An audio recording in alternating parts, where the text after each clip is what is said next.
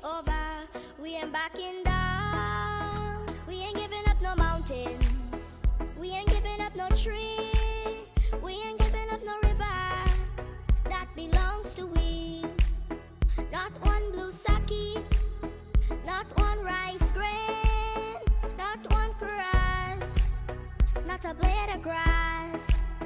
This land is all I know. We're gonna make it somehow. We will bend like a bow, but never break. Our fathers came here, and they lived and died here, and we ain't moving nowhere, make no mistake. We ain't giving up no mountains. We ain't giving up no tree. We ain't giving up no river that belongs to we. Not one blue saki, not one rice grain, not one grass, not a blade of grass. We love the open county of the Rupununi and the Essequibo, daytime or night. Though we may criticize it, this is our home, we love it, and we need to keep it. We have that right. We ain't giving up no mountains. We ain't giving up no tree. We ain't giving up no river that belongs to we. Not one blue saki, not one rice grain, not one grass, not a blade of grass. We ain't giving up no mountains. We ain't giving up no tree. We ain't giving up no river that belongs to we. Not one blue saki, not one rice grain, not one grass, not a blade of grass. We ain't giving up no mountains. We ain't giving up no tree. We ain't giving up no river that belongs to we. Not one blue saki, not one rice grain, not one grass, not a blade of grass.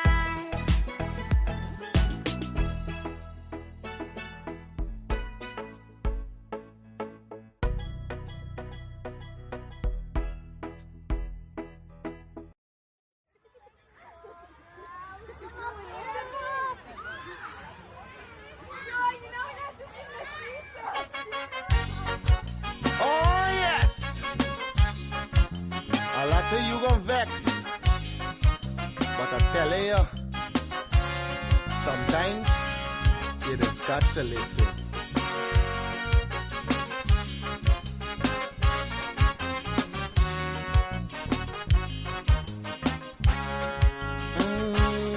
There's a child in every home and every community.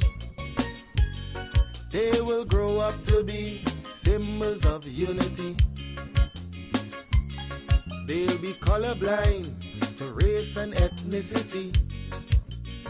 That's the vision of a leader like President Irfan Ali.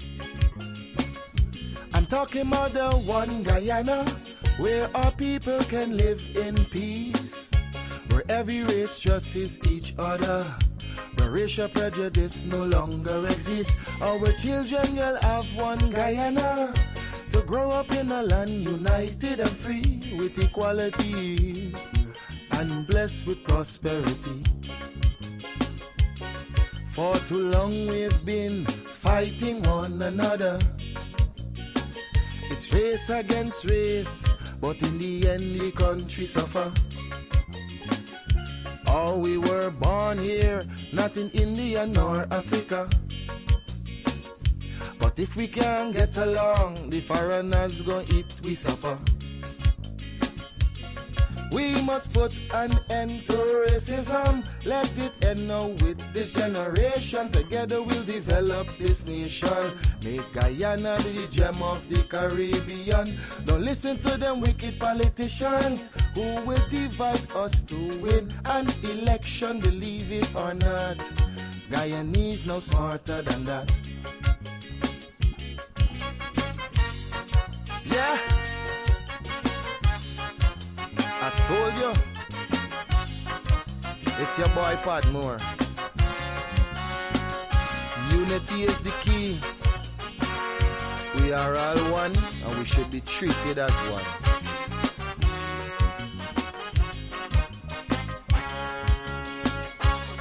Our ancestors were slaves and laborers, but the life they endured made it better for us. We honor their sacrifice and the freedom they bought for we. But some descendants of slaves use that to fuel the rich. It doesn't matter what's your skin color, when we bleed blood it's red the same. Let's respect and love one another. When a brother cry we must feel the pain. We're Portuguese, African and Indian. We're Chinese mix up, we're Amerindians. We're all Guyanese. Let's end this segregation. I'm appealing to Guyanese in the diaspora. We welcome you home. We've got a lot to offer.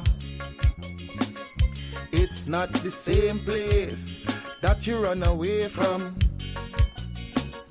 Come see the paradise Guyana has now become. I'm talking about the one Guyana where our people can live in peace, where every race trusts each other, where racial prejudice no longer exists. Our children will have one Guyana, to grow up in a land united and free, with equality and blessed with prosperity.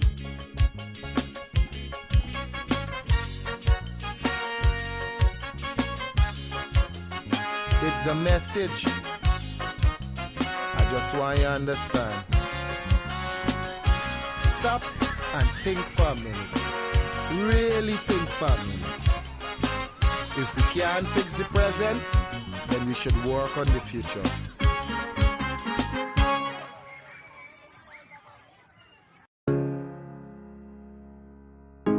This is Quincy Anderson.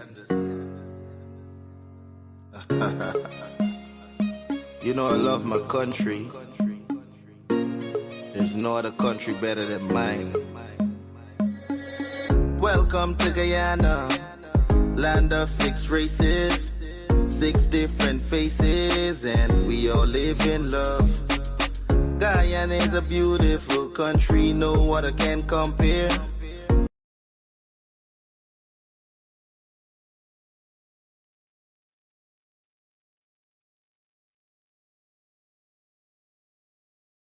Friday, I'll be in Region 1. So I've just had to shift the press conference to today. Now, a number of people have been contacting us saying that they scheduled this for Thursday. So I'm disrupting their schedule. So I want to apologize to them. I have no choice because I will be out of town. And I've asked Jason Abdullah to ensure that tomorrow it's also at 2 p.m. it's played on my page. So then those who didn't have the chance to watch the press conference today, they can watch it tomorrow. For all of those who have been contacting us, I've already seen them contacting us, and my WhatsApp too. It's getting overloaded with messages. I'm disrupting their schedule. I guess I did that for the state media too. I didn't want to miss another week because normally we don't say much during the week, but you have so much nonsense that passes off as news, and the opposition has been prolific now. We get closer to elections, so they will send out a press release every day on any issue under the sun. Whether it makes sense or not, it doesn't matter. And then, of course, they get it published in particularly the Kaichou News, because that is an opposition newspaper. So I just wanted this week, I've noticed we have gone to a new low. We have an editorial on pit latrines in the country from a serious newspaper called the Starbuck News. But if we need topics for an editorial, here is one that should create a sense of outrage everywhere. And you should have hundreds of editorials on this topic. So, you know, earlier this week, the mayor and city council forced through a proposal by the mayor to reduce the rates and taxes for political parties by a significant sum. So they will only pay 25% of what they should pay. The People's Progressive Party civic councils, or 11 councils, oppose this amendment.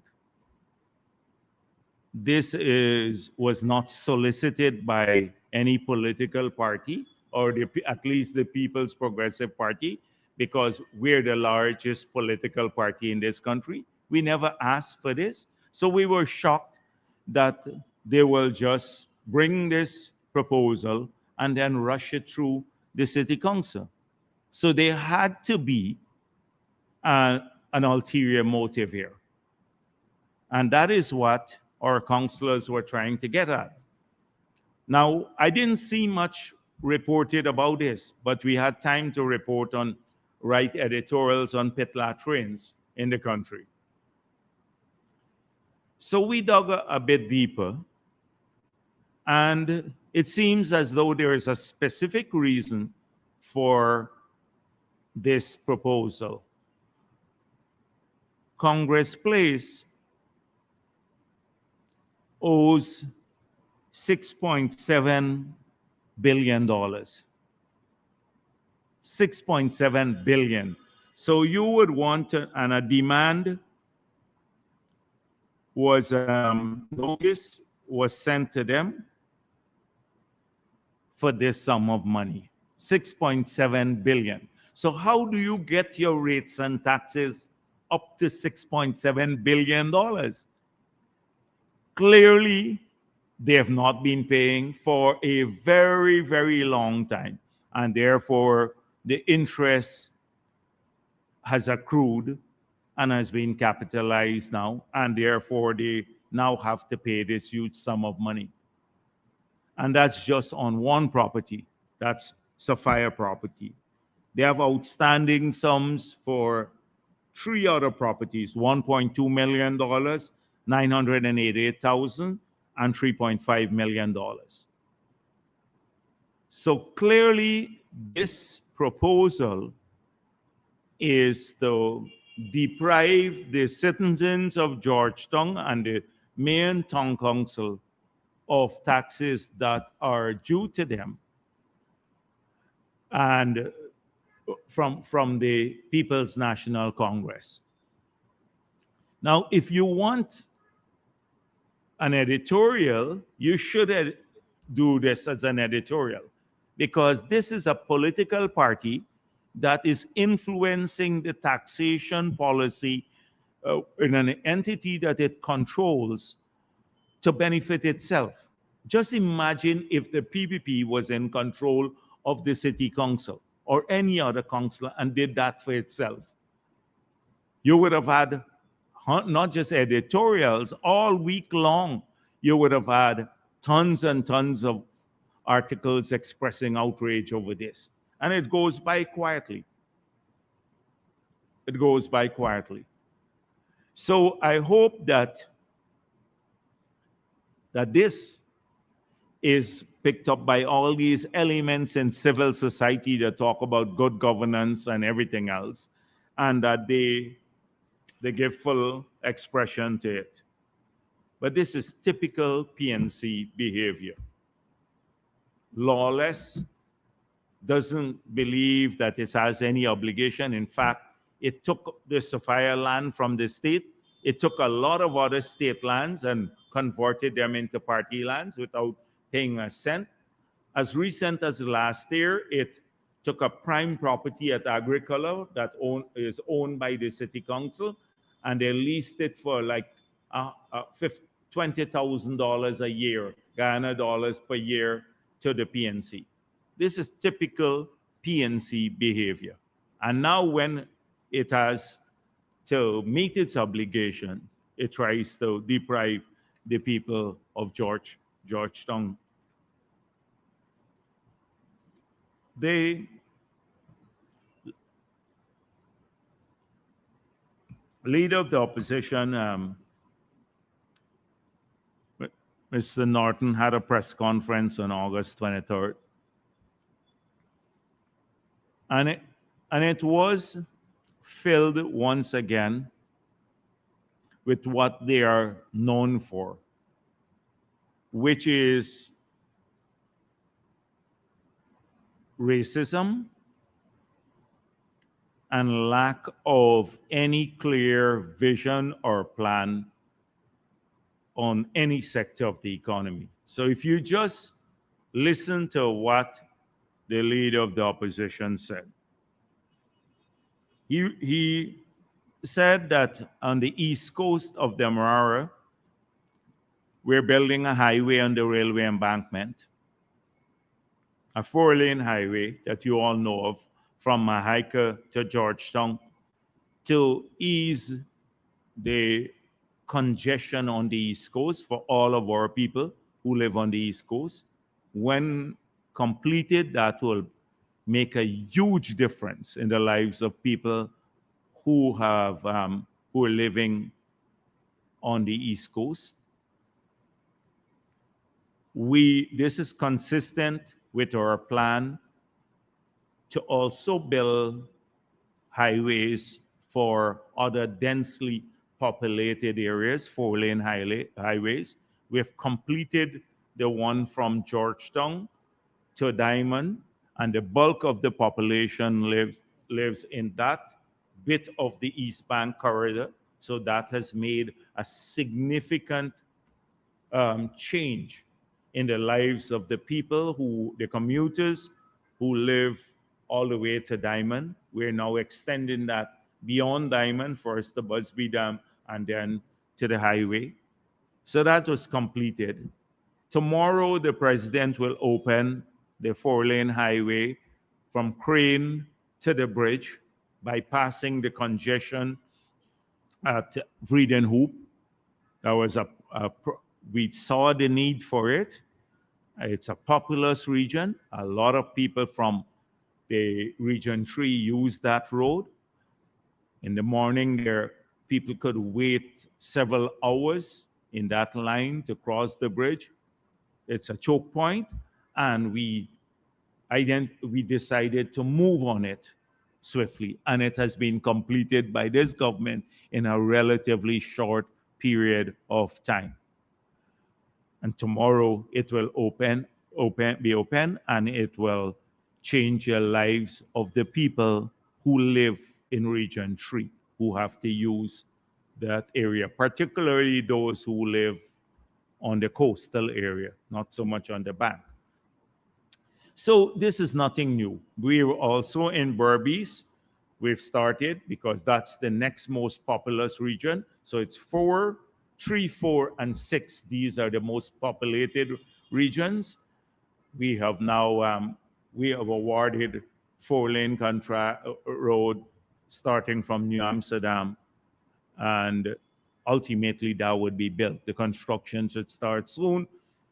I think today or so, another contract will be signed to pave the Linden Highway from Soesdijk all the way into Linden, and the part from the airport, the widening of the road by 8 feet all the way back to the stadium, the old road, and repaving it.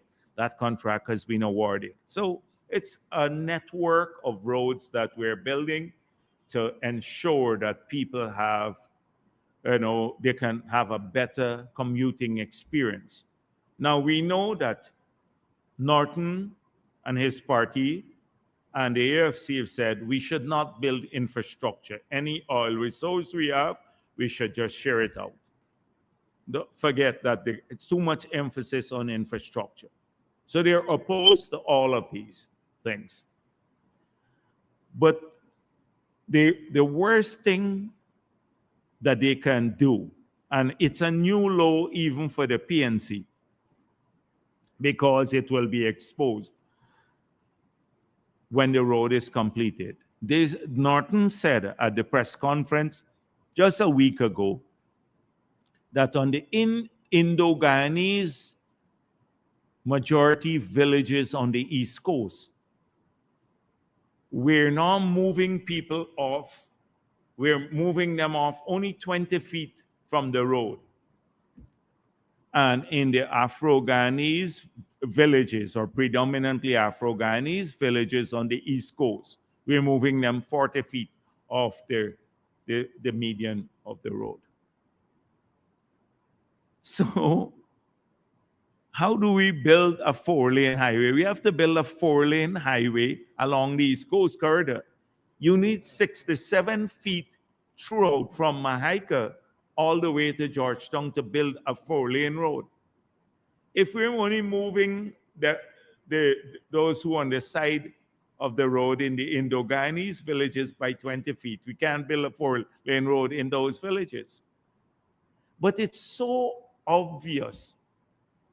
How could you be so stupid to even say something like this when we have to find a corridor of 67 feet from Mahaika all the way to Sheriff Street to put the 4-lane road? We're not going to build 3 lanes here and 2 lanes in the Indian village or the Indo-Guyanese villages, and then 4-lane in Afro-Guyanese villages. It's utter nonsense.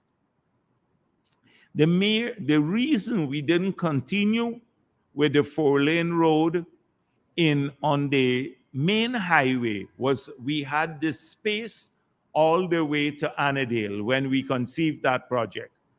But going through Buxton, we could not. We would have had to acquire a lot of properties there. So if you see the 4-lane highway stop there, and then we now move onto the railway embankment, because that's where we believe that we had a bigger, where we can find this space to go all the way through. But if you look at the part through Buxton, we would have had to acquire all those properties on both sides. That was in the government, and they implemented that. We left that project, and they just implemented the project. They didn't even conceive the project. They just implemented it. The Chinese company did that. So this is a racist comment coming out from a leader of the opposition who should be working to bring our people together, but in such a petty manner, with such in something that could easily be proven. You talk to the engineer, Ms.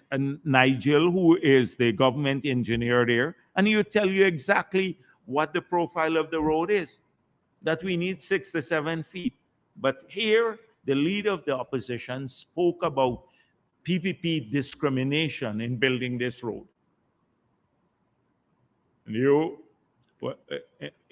I'll come back to this a little bit later when I'm dealing with the Barbies Bridge.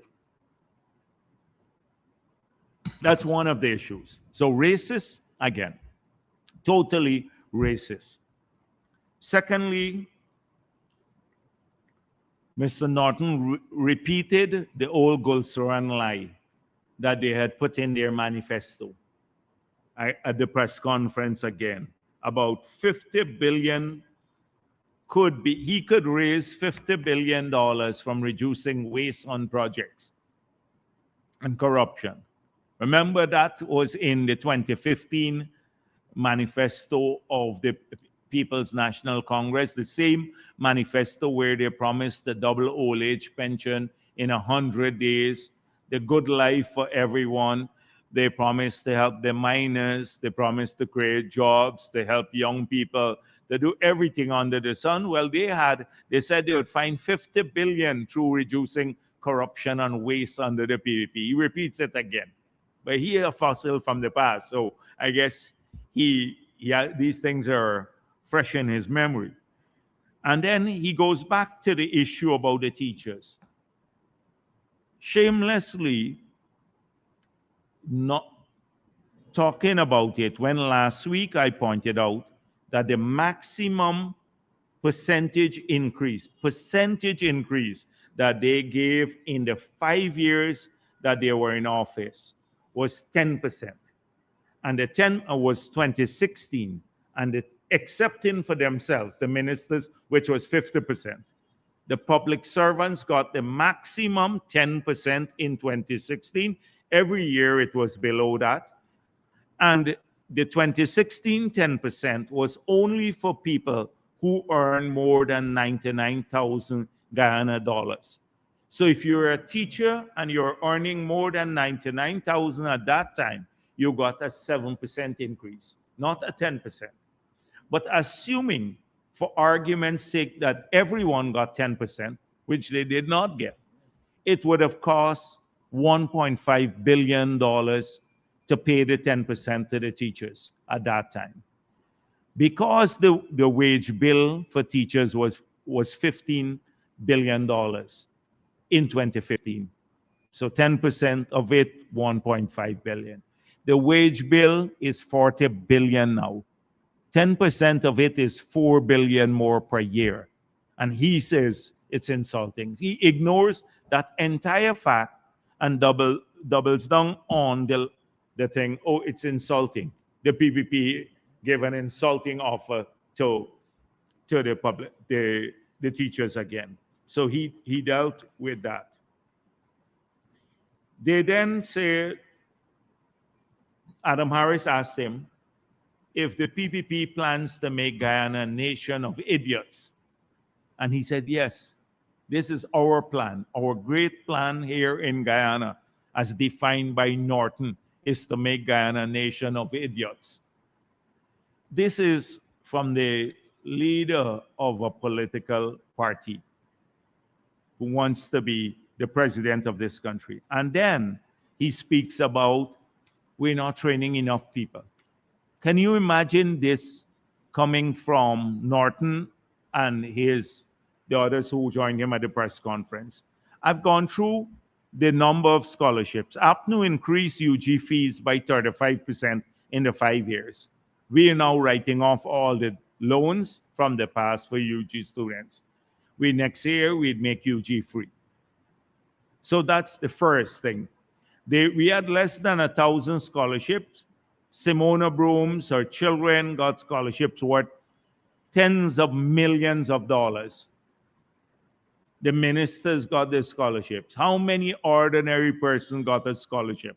Now we have 28,000 people studying, paid for fully by the government of Guyana under the GOLD program alone, and another 28,000 studying through GOLD and 22,000 through BIT, Win and Grow. And he will say, we are trying to make Guyana a country of idiots and we're not training enough people. You have to be really delusional on that matter. On the LCDS, he gave a long, convoluted position on it, claiming that the PPP is very transactional. We only look at making money. Well, we look at making money for the country, yes. That's how we run the business of government. You have to run the business of government like that. You can't run a government by slogans.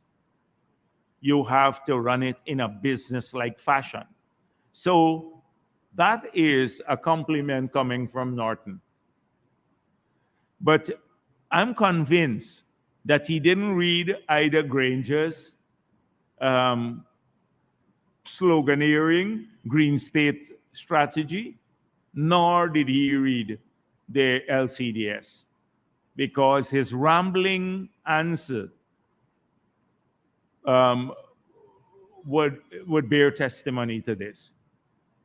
So he says that on the LCDS, we must pay more attention to biodiversity. So, key element of the expanded LCDS is focusing on biodiversity. But not just biodiversity, we have expanded it to adaptation, we have expanded it to the blue economy, we have expanded it to integrated water management. Clearly, he didn't read. He thought it's only about forests. It's still about forests.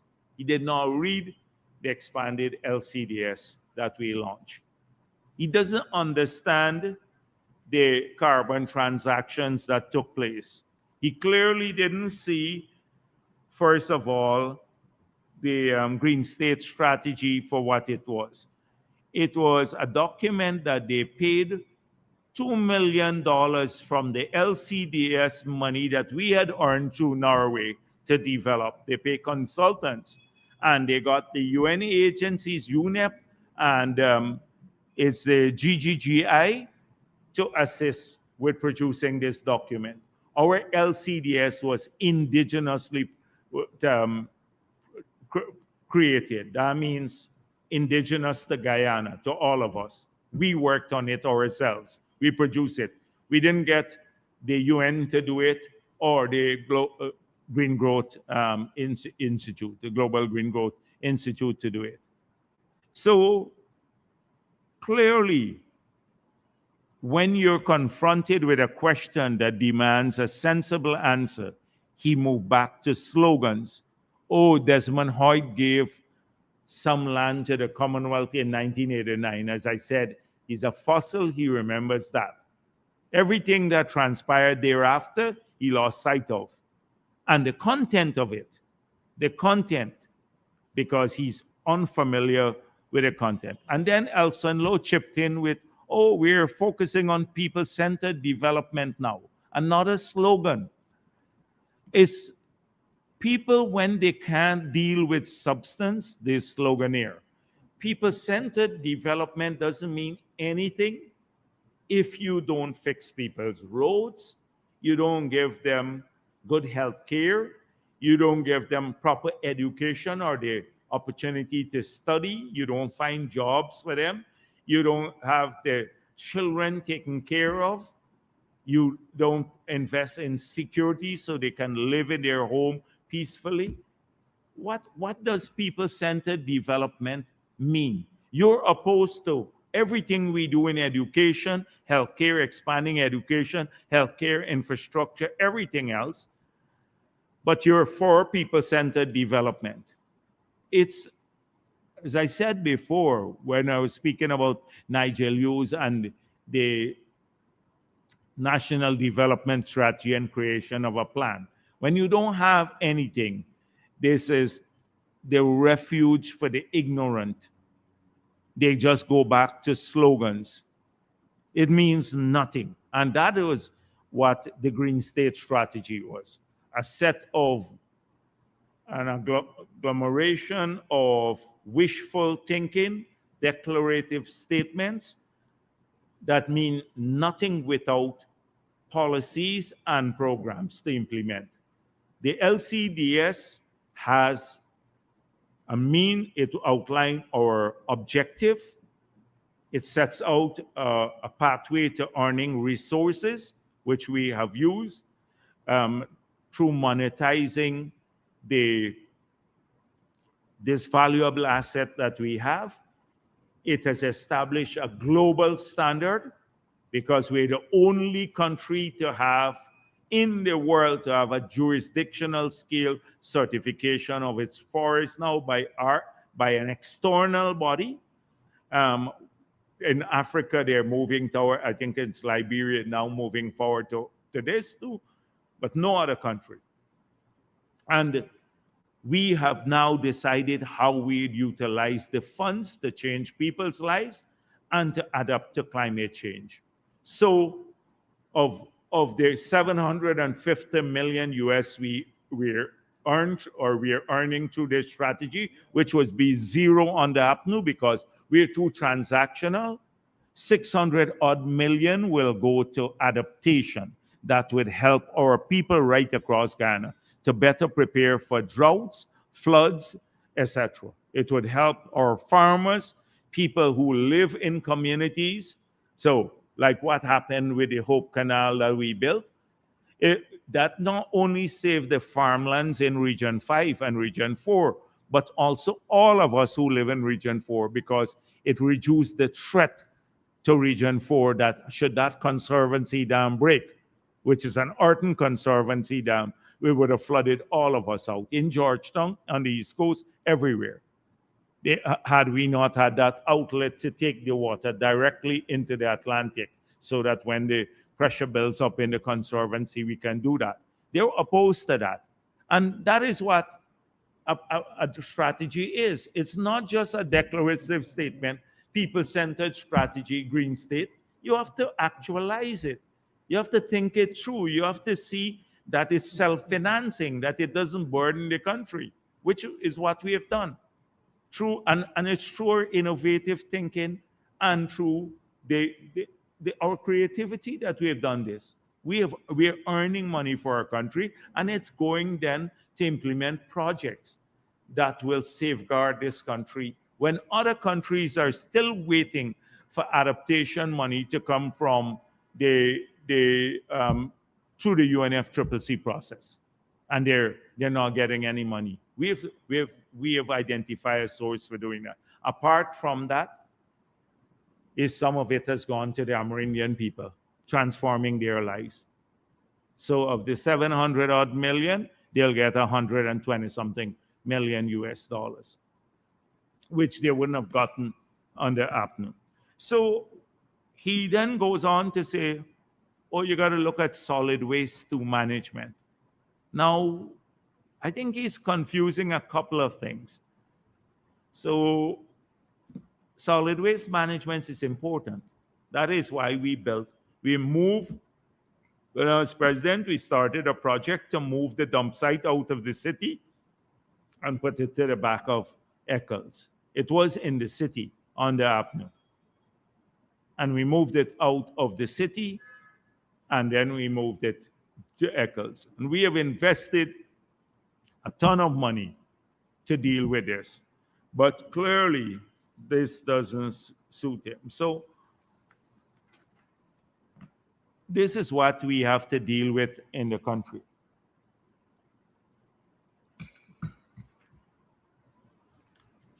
So I want to address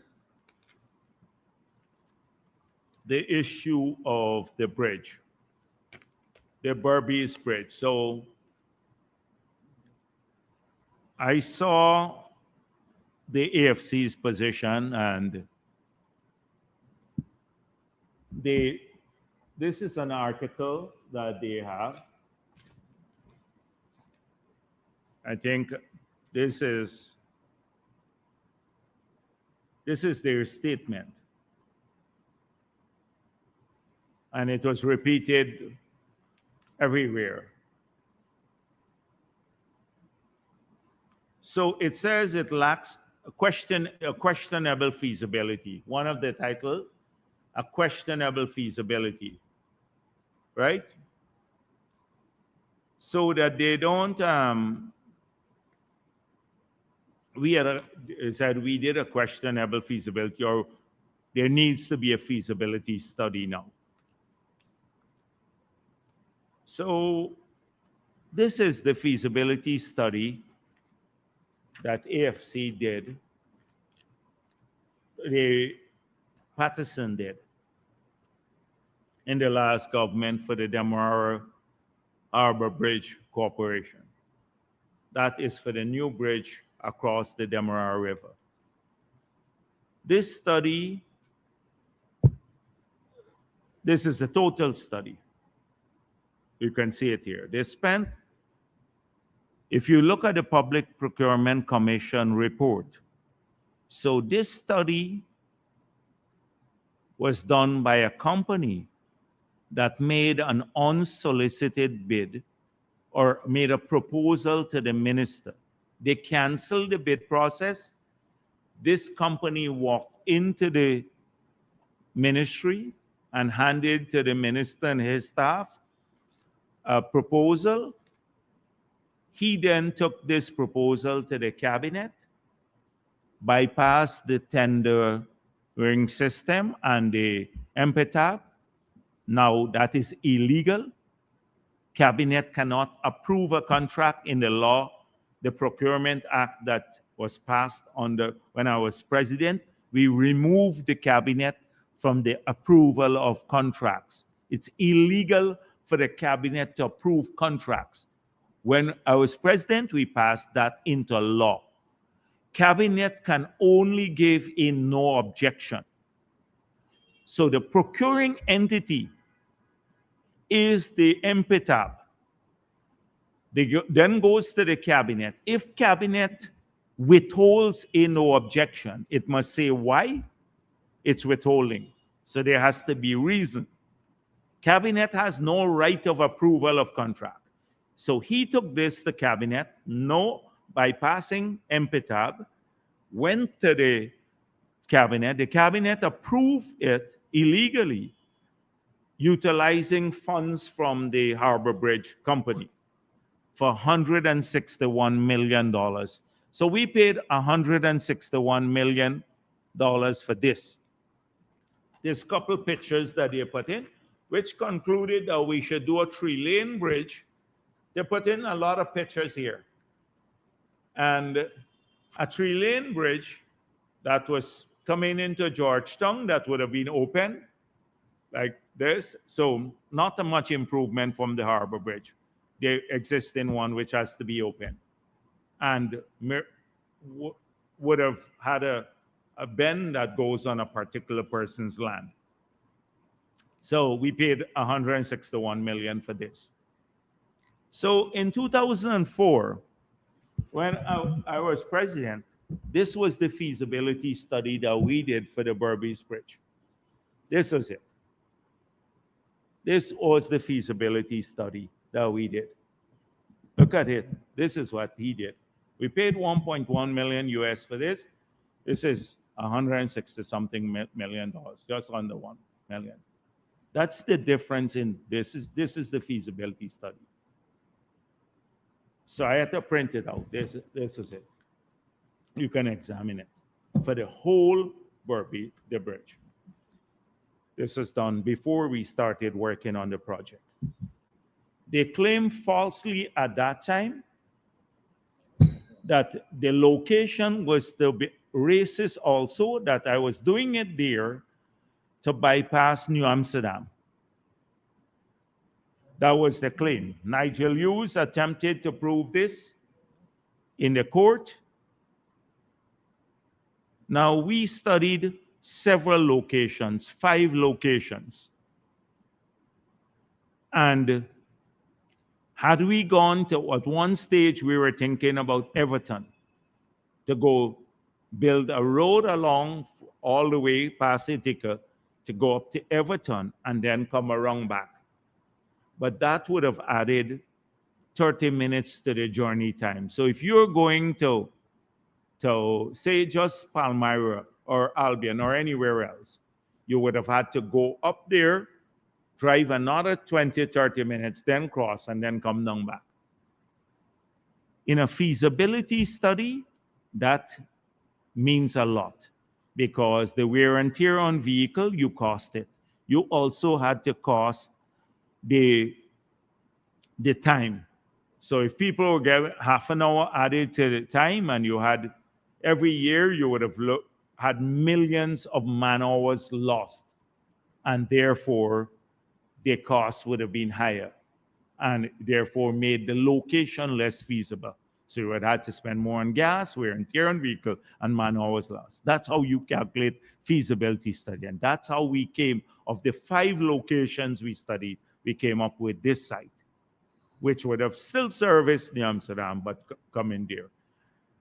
So at that time, Patterson said we needed a concrete structure. Why are we going with a floating structure? So we did not have much money at that time. We were still trying to deal with the APNU debt.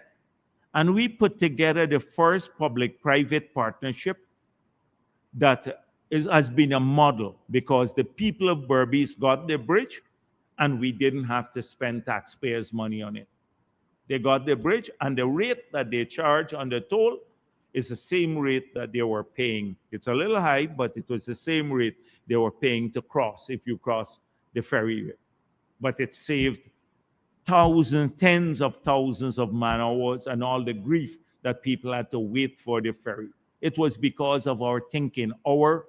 The PP has always looked for solutions, even when we did not have money at that time. We found a solution that delivered a bridge to the people in Berbice. And I think this year it's probably 18 years already, 17 or 18 years the bridge has been in existence. And people, it has changed the lives of people. But the bridge has a 20-year, well, the contract is for 20 years.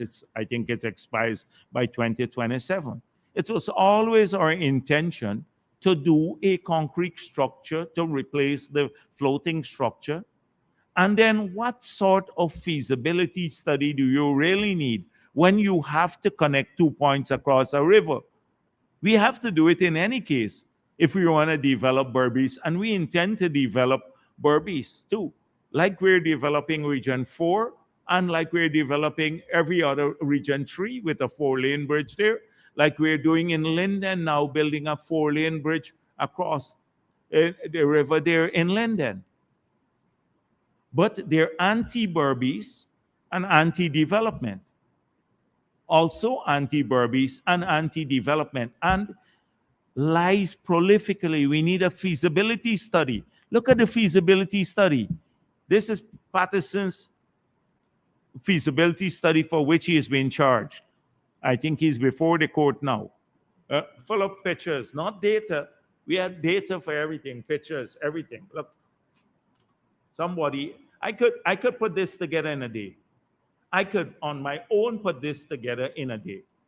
Google Maps and stuff like this.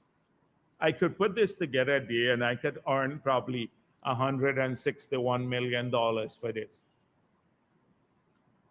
This is his study.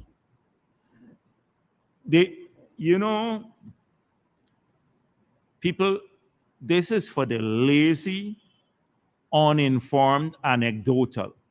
AFC and PNC get away with a lot of this because people tend not to remember the past. People tend to just everything you say, oh, feasibility study. The lazy people in our society, all of them believe you have to. Just saying a word like feasibility study somehow makes you erudite. You're smart because here AFC is calling for a feasibility study. You could have done without a feasibility study here. Feasibility studies are not like any major thing. For example, you had some pre-feasibility study for the gas to energy project. Was it technically feasible? Can you build pipelines and power plants? Yes, the answer is yes. People build that around the world. It's technically feasible because it's being done everywhere in the world. You can find a solution for that. So it's just about numbers. Can the project pay back for itself? We've demonstrated that this project, from the sale of the liquids alone, can repay the whole $2 billion of debt. The pipeline, the power plant, and the NGL facility. That the price of electricity will generate at less than 4 cents per kilowatt hour when we're generating at 20-something cents now. On your own, any sensible person, you don't even need to do a feasibility study. But for Christ's sake, we didn't have it, or something like that. So I'm not making it people who don't plan to do anything. There are people who don't do anything in their lives, just like to misdirect. So we've had this history. The PNC was opposed to the Berbice Bridge. They were opposed an AFC, the stadium. They were opposed to the CARICOM new building. They were opposed to the convention center. They were opposed to the Hope Canal. They were opposed to the Marriott. They were opposed to the Cheddi Jagan International Airport, which was a new airport we left, and then they messed it up, Patterson, and made it a rehabilitation project. They were opposed to Amila.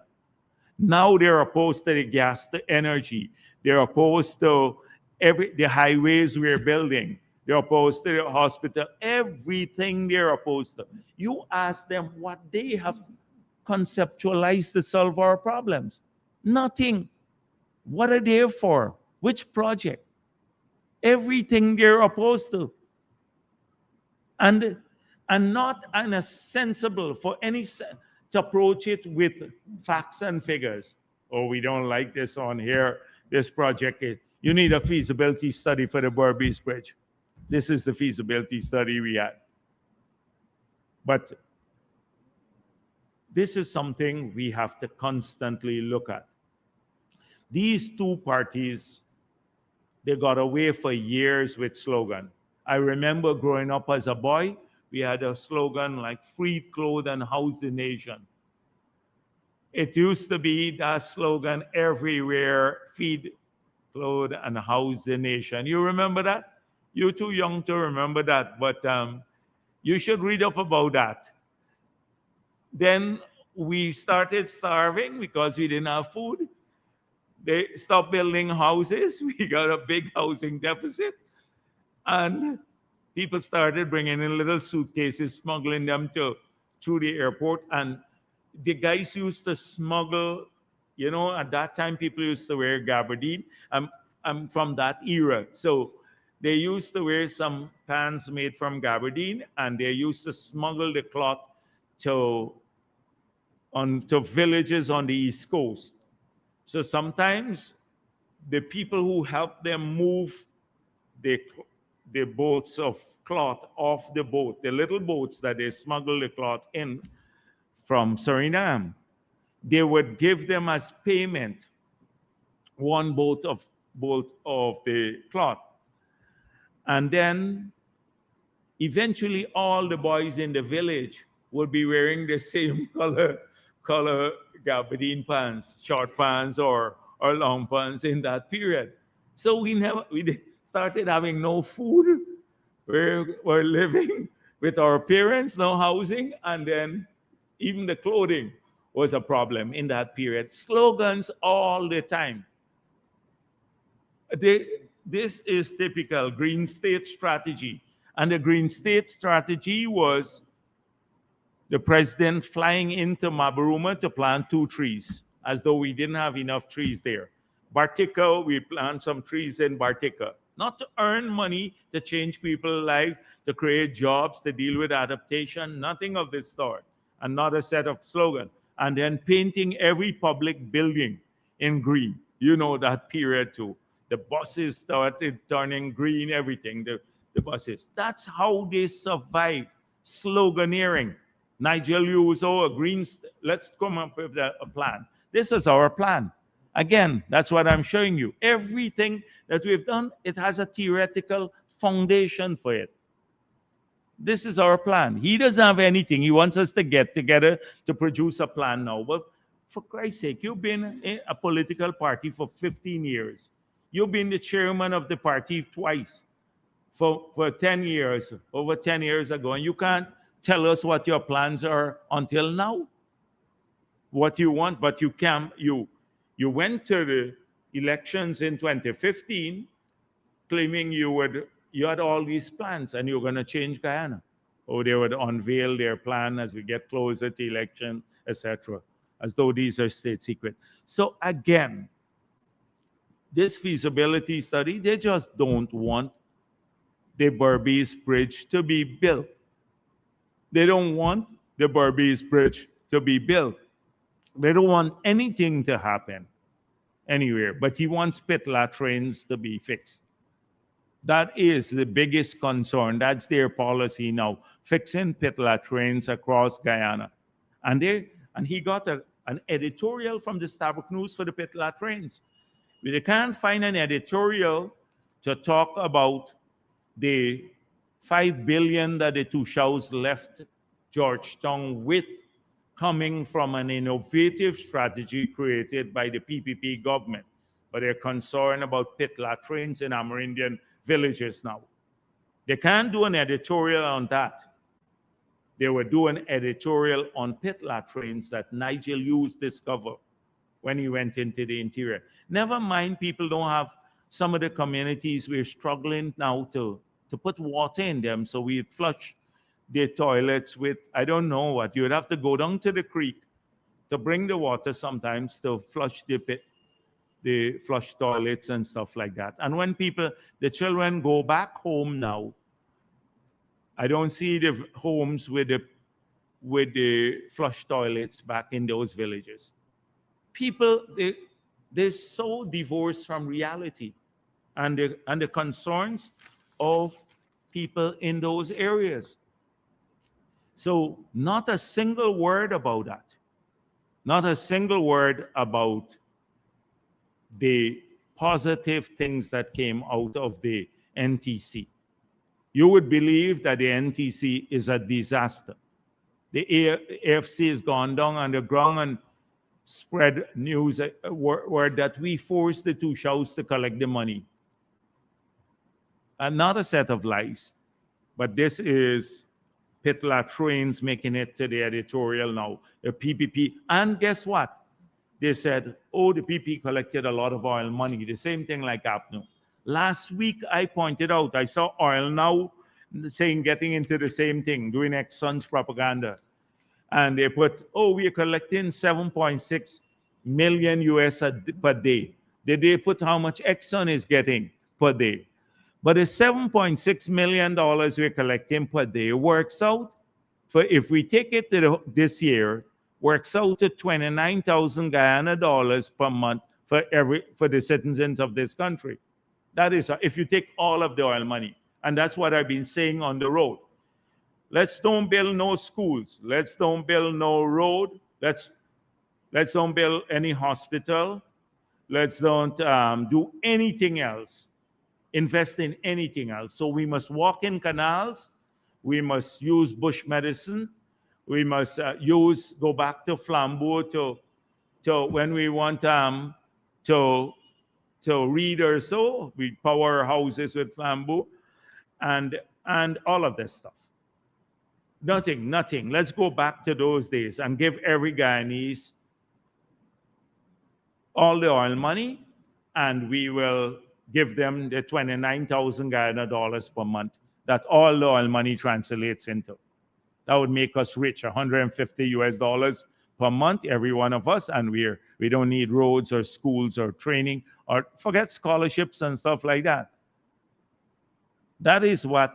So we got this oil money, but we can't fix the pit latrines. We're trying to transform the country. And that is why people get upset. They get upset with us when we talk about historical context. Because people ask, oh, the PPP was there before, so why didn't you fix? You still have poverty in many areas. And when we try to explain, oh, they said, why would you want to go back to the past? Well, the problem is that when you're dealt with a hand that we were dealt with in 1992, where 100% of your revenue went to service debt, you had to start from that base to rebuild the country. And the first decade and a half was lost to fixing the country and the economic fundamentals. The progress of the PPP is not in just the transformation of infrastructure, which you have seen. It's not just the physical things that you can touch. It is also restoring an insolvent country to financial viability. And that is what was the constraining factor. But they don't like us to talk about that.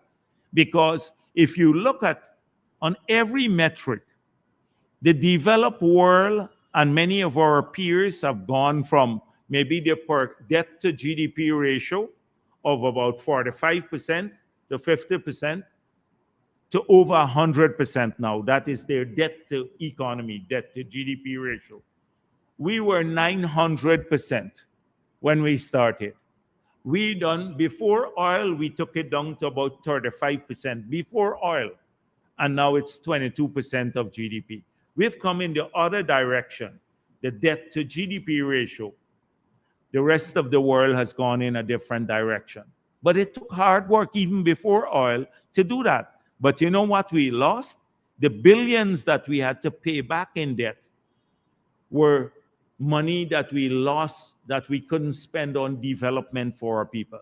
So we had to move the country forward and still pay back the debt. Nobody talks about return of Guyana to solvency.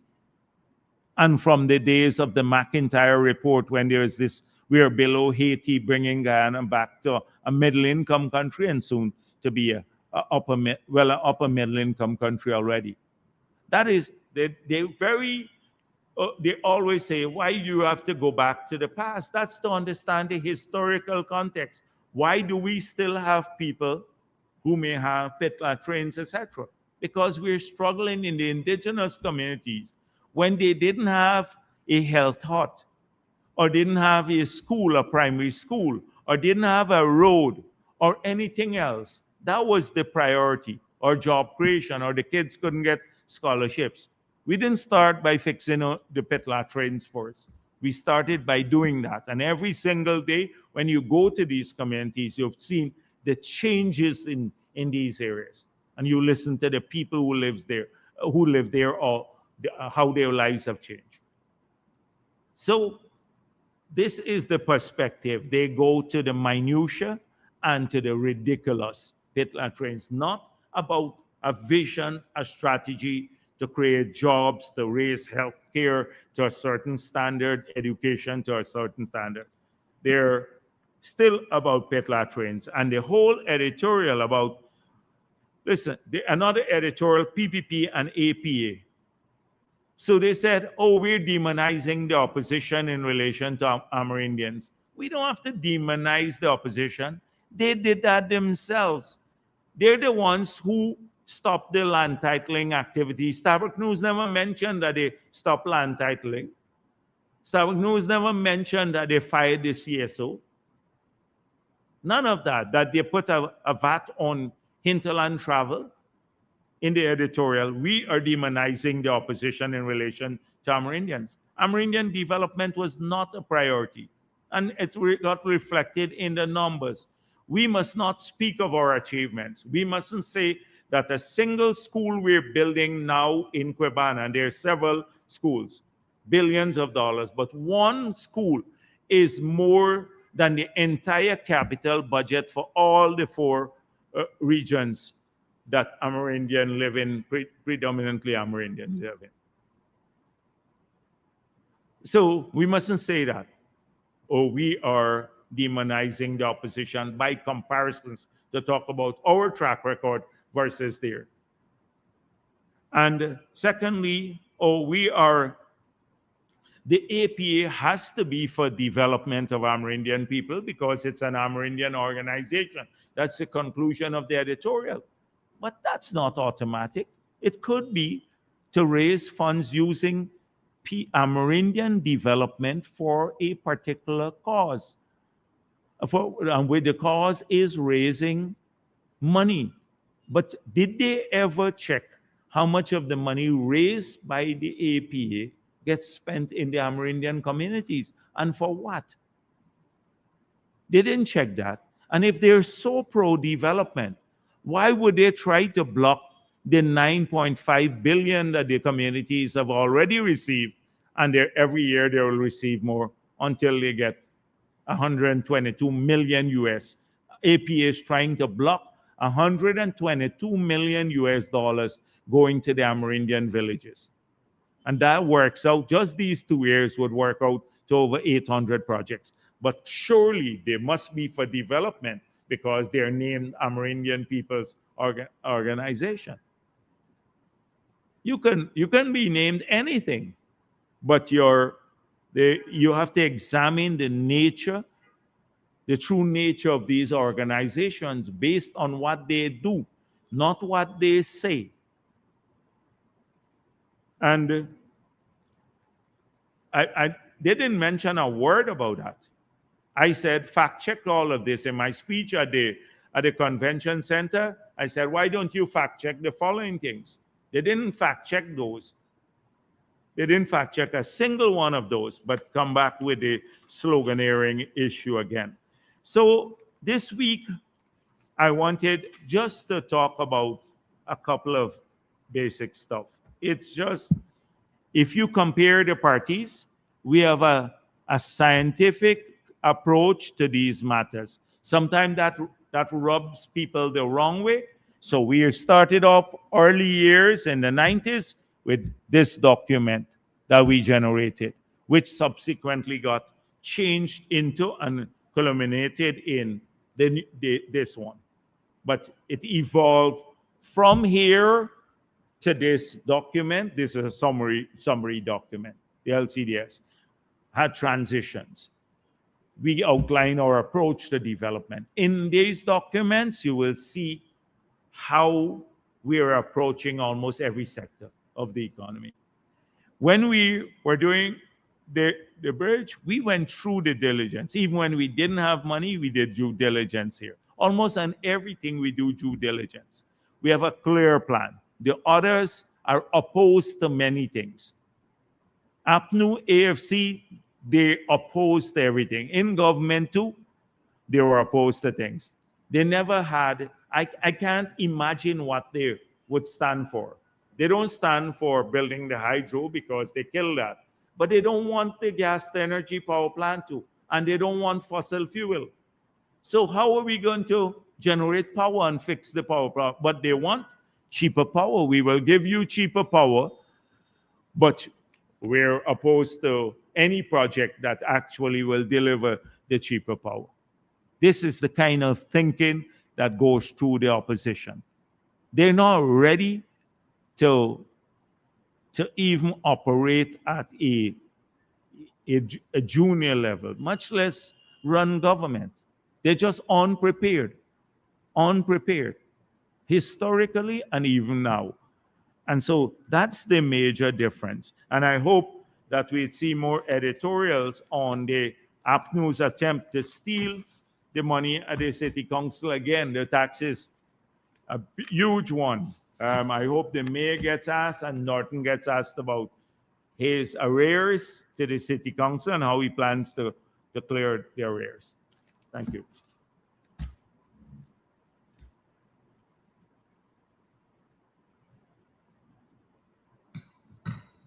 By the way, I see Granger coming out. Every week he coming out with some effect.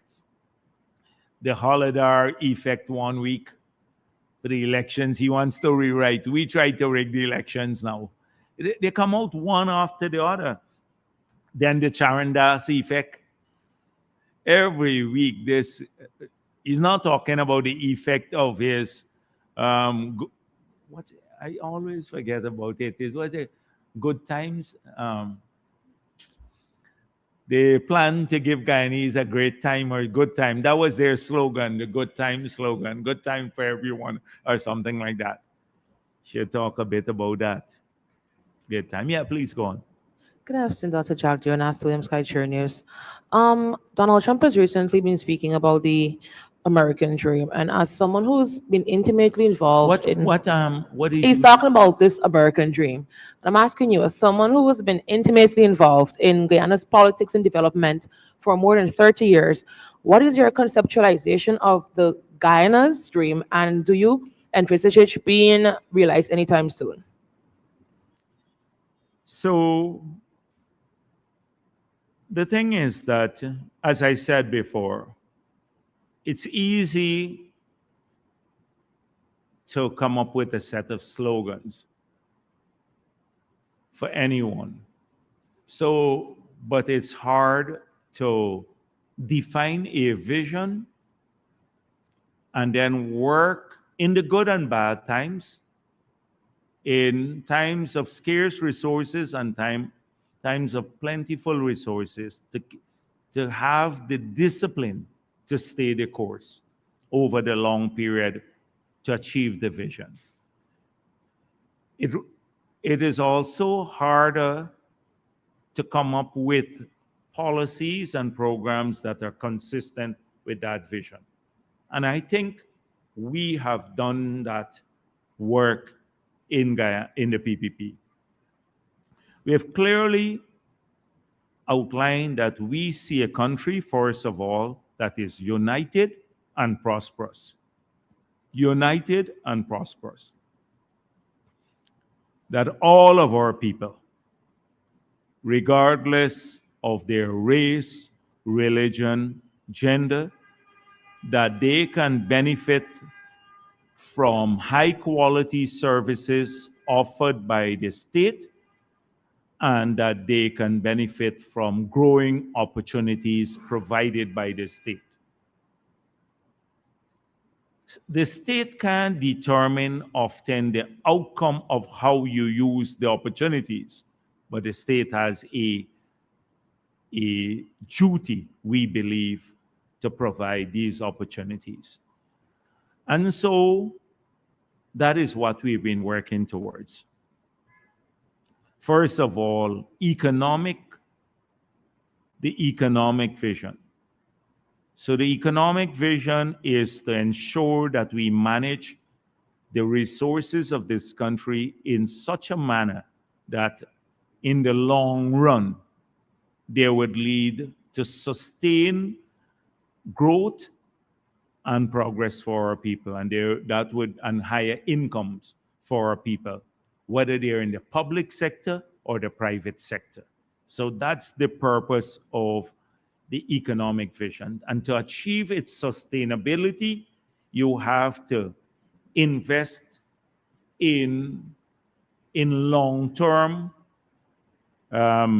programs and projects. You can't use every cent that you collect now to use it today. You have to build bridges, you have to build roads, you have to build power plants, you have to get good quality internet, you have to get good recreational facilities.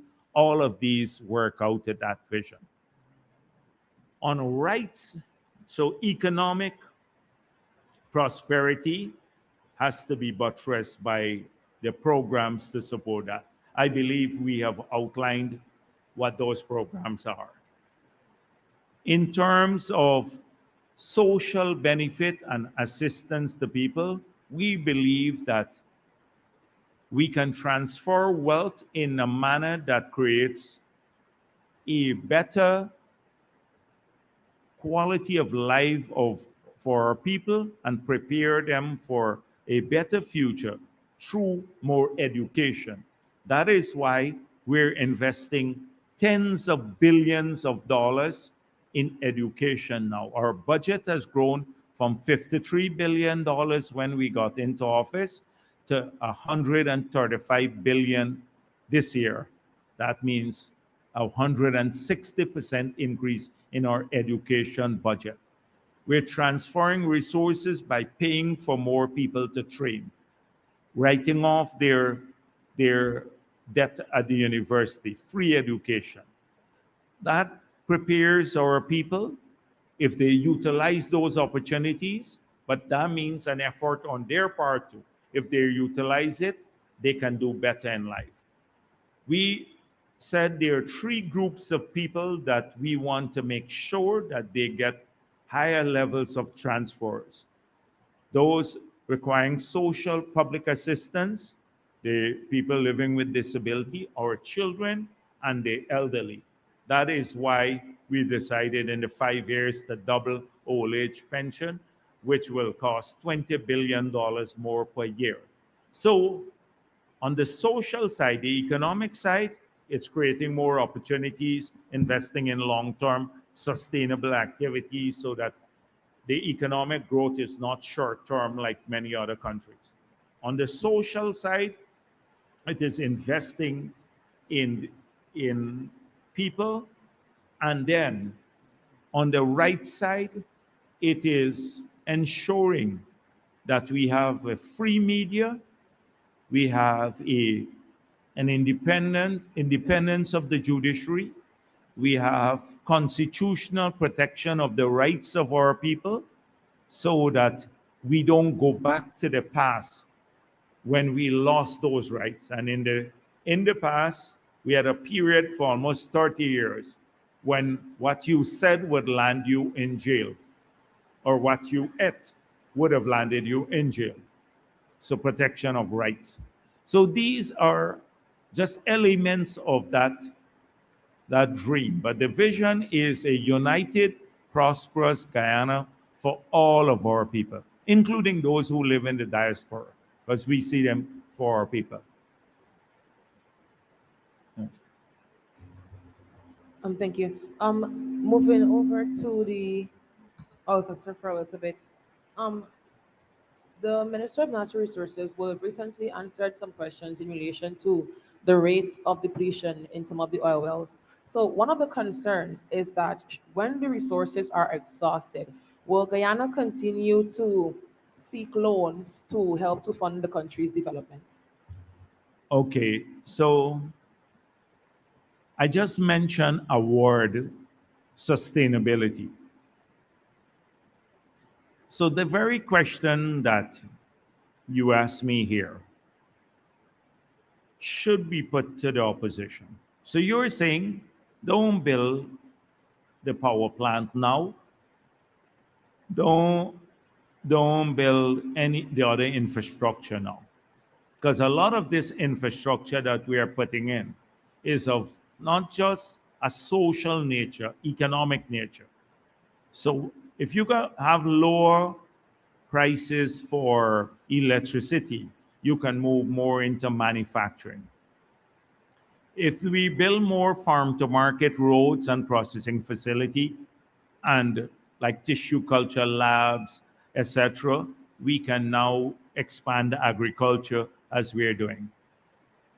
So you have to plan for the day when oil is no longer available or does not generate the same sort of income that it will generate, say, about 3 years from now, because we're not at peak revenue from oil as yet. So that is precisely what we say to the opposition. You have to start working from now, almost on a post oil and gas strategy. As president, I spoke to 3 prime ministers from a particular country to say, what are you doing about your post oil and gas economy? And I don't think much was done to diversify the economy of that country. And they had major loss of welfare because of that. So we are determined not to find ourselves in a situation like that. That's the first point. So from day one, we are working for long-term sustainability so that you can generate other or income from other sectors to sustain the growth in prosperity. The second point is that if you raise wages and salaries with all of your money, so it's recurrent. So what happens if you don't earn in the future that much? You're stuck with this huge expense of high wages and salaries. And that is what, if you look at almost all the countries that have failed, that has gone back to in Africa, Asia, everywhere, here in Trinidad, all the Caribbean countries that have had, that has raised wages to such a level, they now are suffering from significant economic downturn because now they can't sustain the wages level. And so that is why you have to find a balance between capital investment, raising wages and salaries as we're doing, because it's going up, so you have to do it, but it has to be sustainable. Investing in social welfare, education, healthcare. So, for example, if we have better educated people, we can export knowledge. The knowledge-based economy can generate a whole ton of new opportunities and jobs and higher paying jobs. So that's what we're doing, also investing in education and then saving some of the money for the bad years. So that is how we're looking at it. Investing in new sectors, social investment, economic investment, investing in wages and salaries for people. Like I just pointed out, since we got into office, the public sector got $90 billion more per year. 90 billion, that's 450 million US dollars more per year they're earning. So some investment there and then some in saving. It's as simple as that. Simple. The opposition wants one thing. They want all of it on wages and salary. They promise all of it. Of course, they're not going to do it. You know, if they get into office, you're not getting anything. They promised it in 2015. Instead, they took away a lot of the benefits, pensioners' benefits, children benefits, etc., and splurge it on other useless things like the Patterson feasibility study. So that is how we are approaching it. So, and then on the borrowing, we at this stage, I pointed out that our debt now, there is a nominal sum, and then there's the real sum, or it could be relative to GDP. But the nominal amount of external debt today in US dollars is lower than what we had as external debt in the 90s. So with the economy at that time of 300 odd million US dollars, we had a 2.1 billion US dollar debt. Today, our debt is less than 2.1 billion US dollars, external debt. And we have a $22 billion economy. The economy is 60-something times larger than then, and our debt in nominal dollars have remained the same. And so that tells you a story. People don't want to hear that story. Sometimes people don't even, it's an economic success that very few countries in the world has been able to mirror. And it's largely because of disciplined stewardship. Disciplined stewardship. So even you heard last week, even the gas to energy project, we paid down nearly 400 million from the budget for that project. Whilst we're waiting on the loan, we are just moving forward because that project is critical to reducing electricity prices and also bringing stable power to our people and cheaper cooking gas to them. It's important. And those are important objectives for the government. Important objectives. So on the debt side, we are not splurging on debt like some countries would do that. But we do need to build out the infrastructure. And I think we can fund it from this balanced approach without getting into any unsustainable framework or unsustainable national strategy. Dr. Jagdeo, on the gas monetization deal, I'm not sure if you would have seen it, but some members of the PNC, in the PNCR in general, has hinted that you and other members of the government have allegedly a personal stake in this gas monetization deal. How do you respond to this? Well, the thing is that Glenn Lal said that too. You recall Glenn Lal up to 2 years ago, he came to my press conference. I was at his office and they said, I still own the Marriott. You remember that? And he was supposed to show me how I own the Marriott, or friends of mine own the Marriott. He said that. So it's not true. The government owns the Marriott 100%. They try to vilify the Marriott, and it's a profitable project. Every day, when you have an opposition that doesn't have anything else to do, that's what they fill their time with sloganeering and accusations of friends and family. If we talk about friends and family, who got the scholarships on the app? The friends and family, the ministers and their children. If we talk about friends and family, Who got the biggest salary increase? The ministers, 50% in their entire term. If we talk about friends and family, who got a program paid for external medical care for the ministers and their families? Again, the ministers. That's friends and family. If we talk about land distribution, who got the land? Again, friends and family. Lowenfield, 216 acres of land in Millie's hideout. We had to buy land there to do now the housing program for people. Amanza Walton, 3 of our family members, Jordan neighbors. This is Linden, land in Linden. The Figueras, the whole range of, at the office of the president, you had 4 persons working who got more than 3,000 acres there. I listed their names in the past. If you talk about friends and family, that's it. So what has the PVP done? 33,000 house lots. So that's our friends and family now. 33,000 Guyanese are our friends and family now. Not the few there. The scholarship, 28,000 friends and family of the PVP who are studying through Gold, another 22,000 through that.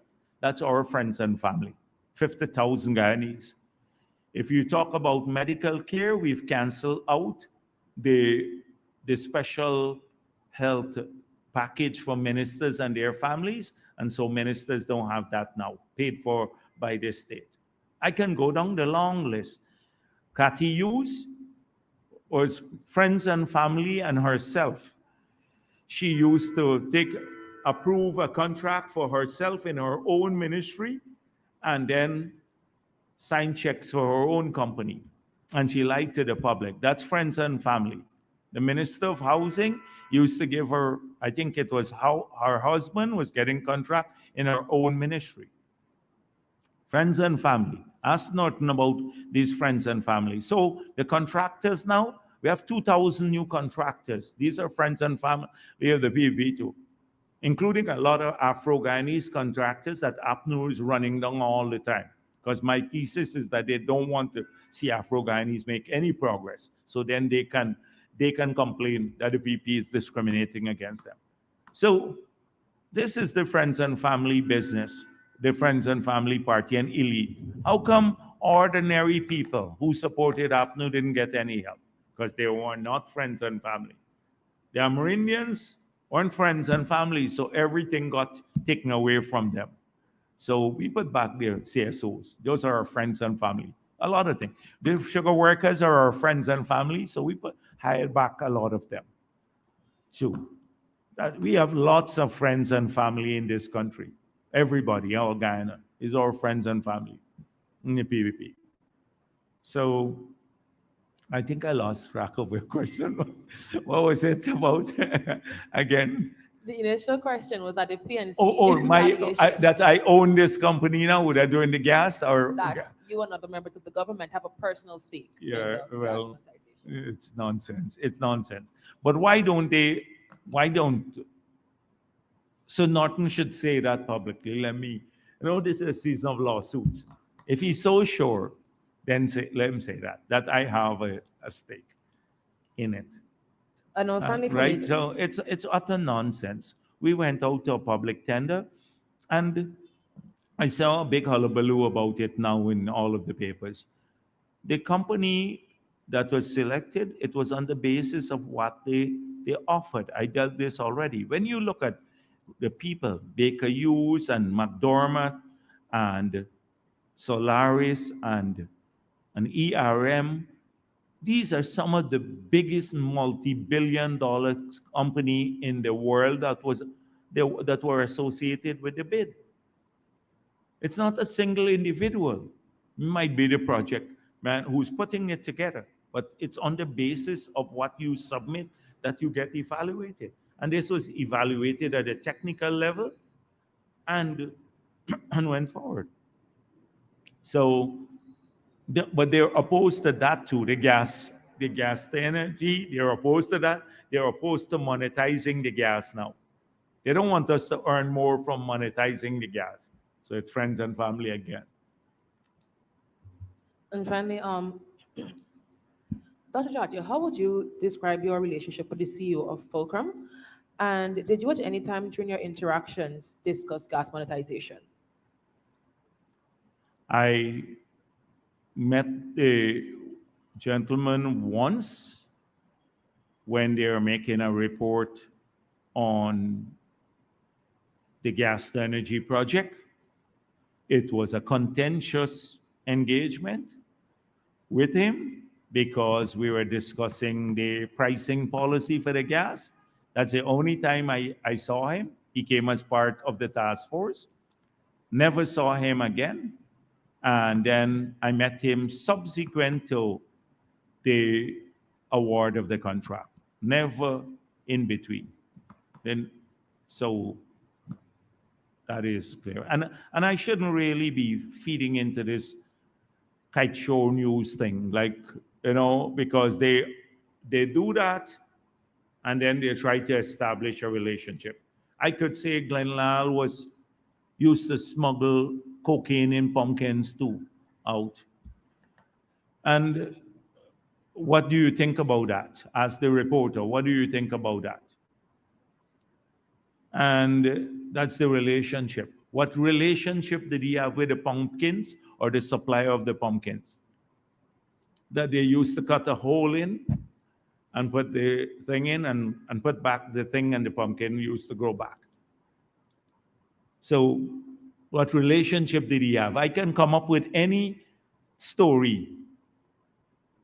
So I have absolutely no relationship with the gentleman. I don't. Dr. Yes, Jagdeo, Mikhail Rodriguez, TBN. Since you've started your press conference as an opposition lead, it's set a precedence, and you've led the way in explaining to the people what's going on in the country. Members of the public, a lot of people have messaged me, and they're noticing you playing into an AFC narrative. The AFC has shown that at the last election they're basically irrelevant, is accepted nationally that they're irrelevant. But from time to time, 3 press conferences now you have come and you are playing into AFC narrative. Are you seeing where you're falling back here and maybe being... No, because it's not them. The AFC is irrelevant. Nigel Hughes I believe, has consistently misled the people of Guyana. He tried to portray himself recently as a champion for the cause of a few people, falsely so. He tried to portray himself as a new leader, to resurrect the AFC.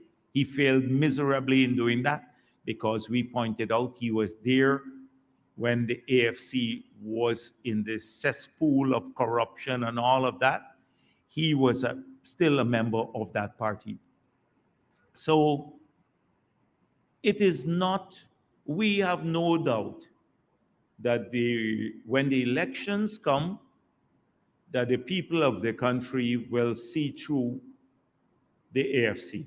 It's an attempt to refashion itself and to distance itself from that sordid, dirty period in office and try to, so that's clear. They're not making any waves. Nigel Hughes goes underground and he hands out a couple of bags and takes a couple of pictures and posts them, and they comment on everything under the sun now. He went to Linda and Norton, said, I could have helped them get a better crowd. They had a couple of people there, and that was supposed to be one of their strongholds when they started. That's not the point. The point is that we have now some of the newspapers. The reason I'm talking about it, because I want people to see how a newspaper like the Stabroek News, which claims to be serious, will give an outsized publicity to a man who goes and discovers pit latrines for the first time in the year and talk about pit latrine in an Amerindian community and will not do an editorial about that the PPP initiative has led to 800 projects being done, not financed from the treasury, but money earned through the innovation of this party in government to do 800 projects in the first year and another 800 projects in those villages. They would not give a 3 lines to that in the newspapers, but will give a whole editorial to pit latrines that Nigel Hughes discovered, and they quote him. It is this duplicity that I'm talking about, not him. We're not worried about the AFC and the others, a political organization. It's about the duplicity of the people who say they're serious about informing the people. A newspaper's job is to inform the people of the country. So they couldn't inform the whole of Guyana about all the positives that took place at the NTC. They only found APA to make a comment. APA is hostile to the PPP, pro PNC, tried to block the funds to the Amerindian, but they got a voice. Then Vincent Henry dominated the paper, another PNC MP who got 165 million to distribute. And then the third one was Atu Shao, who eventually signed the opt-in mechanism. He signed it actually as an executive of the NTC, but who is related to Don Hastings, who is another PNC member. 3 pro-PNC outfits, the whole newspaper covered with that. Not a single word about the PPP has not done anything. Oh, the land policy, well, the PPP didn't really start this, but they didn't say that the PPP put $10.2 billion behind the 10.2 million US dollars, some money earned from the LCDS behind this initiative. Titled a lot of communities, and APNU discontinued the unit. In fact, dismantled the unit. That's what I'm talking. So when the reader out there, or people who believe that you should read multiple sources to come to the truth, when they read this, then they can listen to my voice saying, what about the other side? Where are the editorials on the things that we're doing to solve transportation problem, or the adaptation measures to deal with climate change? Not a single editorial about that. Not a single editorial about the initiative that is globally recognized, the Forest Initiative.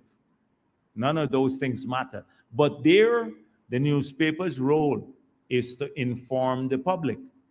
But it seems as though nothing that the PPP is doing is worthy of informing the public about. Nothing.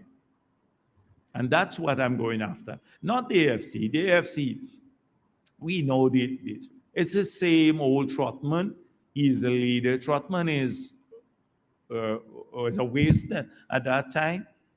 He still has a ton of things to answer, no matter how much Kaichor News tries to resurrect them.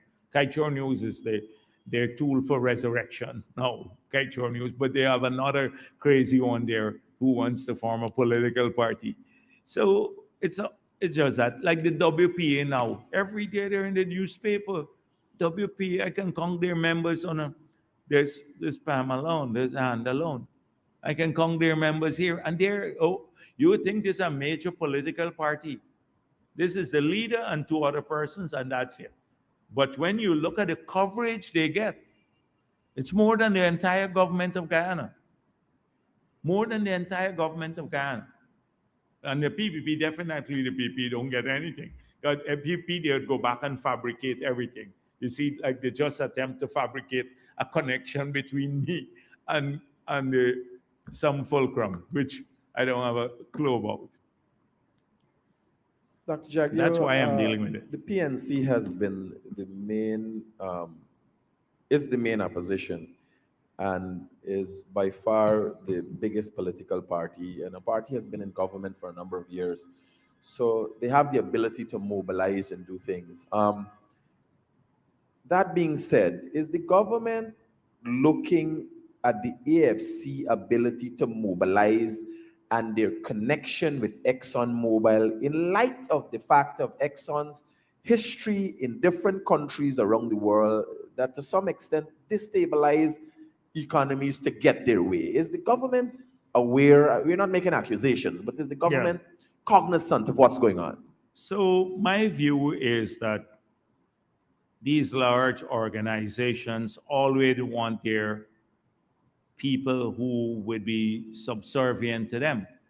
And I believe in their own calculations, they understand that if you have on your payroll the leader of a political party who has that is represented in the National Assembly and has the right to influence policies in relation to the oil and gas sector, that will serve them well.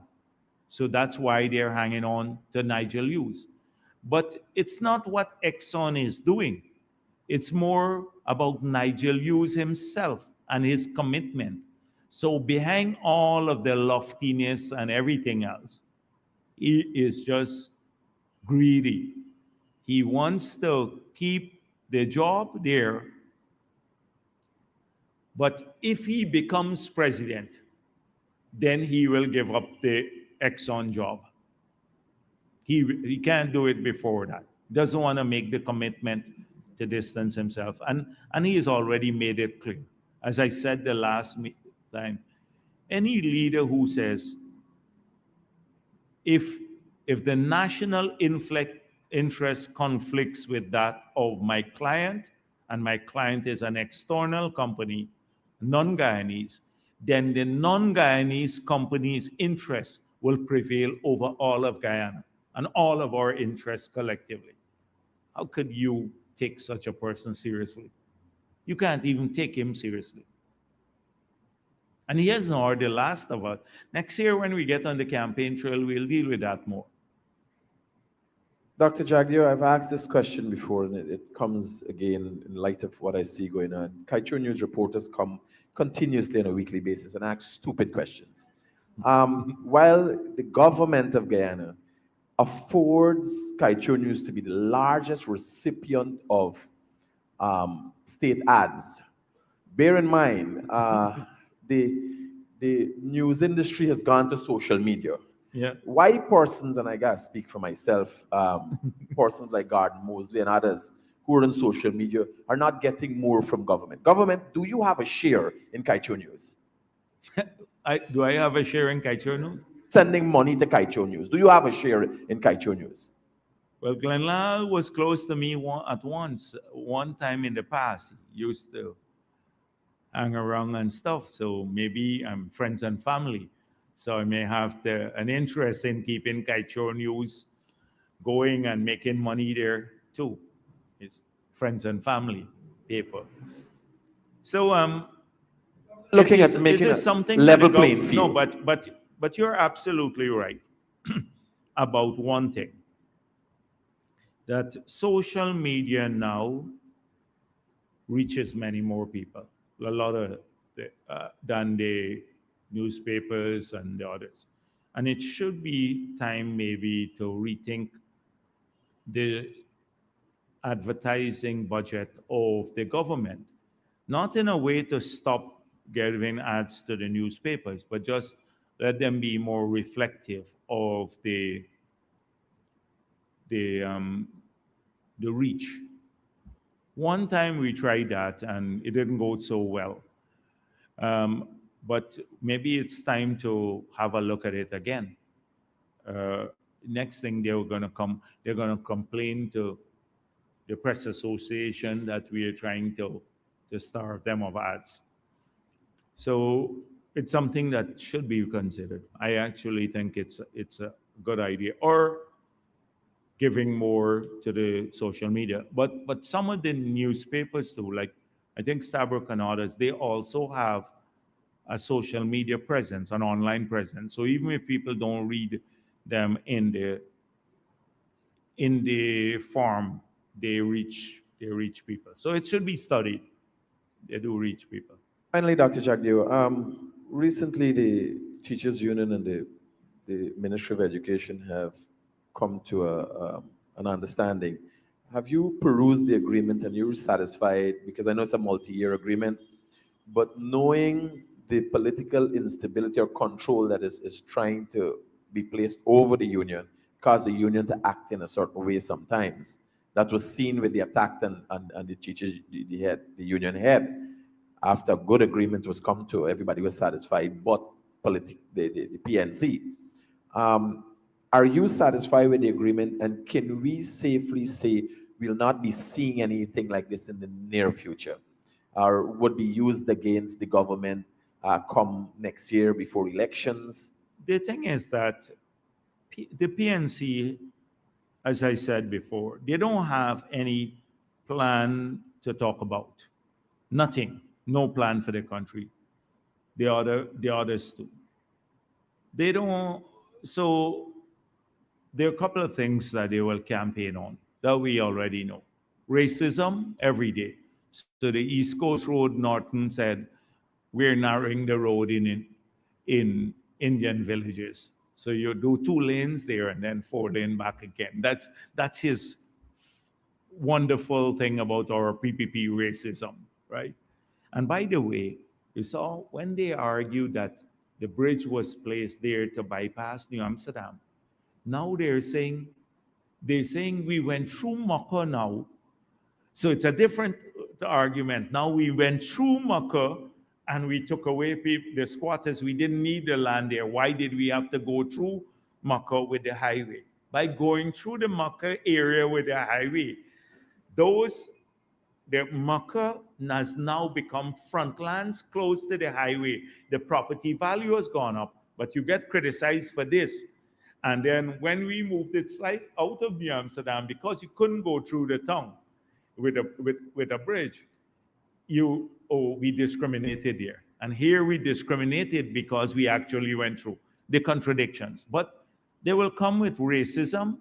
They're going to come with claims that we are attempting to steal the election, something about the voters list. And they will try to work on the well, not the teachers union, like people like Coretta McDonald and the others to create instability.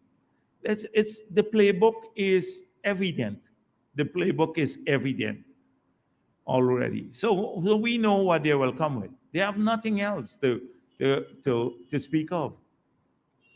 Does the government have any update on the cases as it relates to the Mingo and Myers and Lowenfield matters? In the news, there's some bit of controversy around how it's being dealt with, resistance from the judiciary, how it's been processed. Any updates, sir? The last thing I heard was that the magistrate had gotten some medical leave for a month. That was the last thing I heard. Jagdeo Panumanak and the Guyana Times. Can you provide an update on the gas to energy arbitration process? And also the new Demerara River Bridge, it's halfway completed. March, I believe, is the deadline next year. Has government started the process on the toll pricing? Oh, I don't. The president has already spoken about this. He has indicated publicly that tolls will be looked at. So I think he will address this matter shortly, very, very soon, actually. And so I don't want to speak on tolls now. But the president will address this matter very, very soon because it was discussed. So anyhow, let me don't say more about that. That will come from the president. So the thing, he has already made it clear that the aim is to lower, to remove burden, more burden from people. Yeah. Huh? The gas to energy arbitration. The gas energy arbitration, the last report I had that the arbiters had, or, on, or either had come for a site visit or will come for a site visit. So they have to do a site visit. Have any idea when? I think they may have already come on the site visit. So I guess they have to see what has happened on the ground. That was the last report I got last week.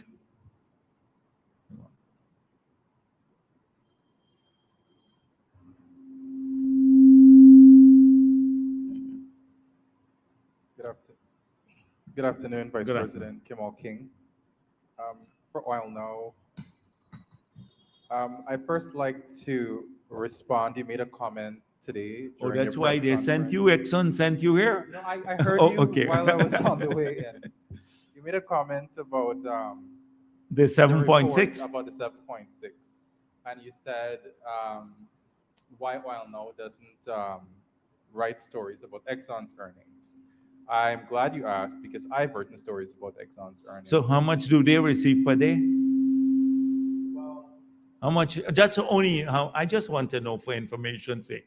How much do they Every year report? it's going to be different. Yes, but So- no, since using the same basis that you calculated is 7.6, how much will they get per day? Well, I haven't done that calculation. Oh, well, that's what I was saying. In the story, had it been balanced, it would say Exxon gets this and the government gets this per day. So that is precisely what I was saying. But you haven't done the calculations there. Hold on But a you second. did the calculation on the government side. So to be fair, the story should say the government of Guyana gets daily basis this sum of money and Exxon gets X amount. Well, there's a reason for that, and that's because the Bank of Guyana posts monthly and quarterly reports about deposits into the Natural Resource Fund. So you'll find Exxon putting out its annual reports annually. But So Exxon is not transparent. The government is transparent. So Exxon is not transparent about it. The government is transparent. That's a good well, one. it's not my to start place with. to defend or support that. Okay, but no, there- you there started have this been about the story, reports yeah. on Exxon's earnings last year and on the consortium's earnings in Guyana. Yes, And- but how much per day, like last year? Well, I haven't done that calculation. Okay, all right.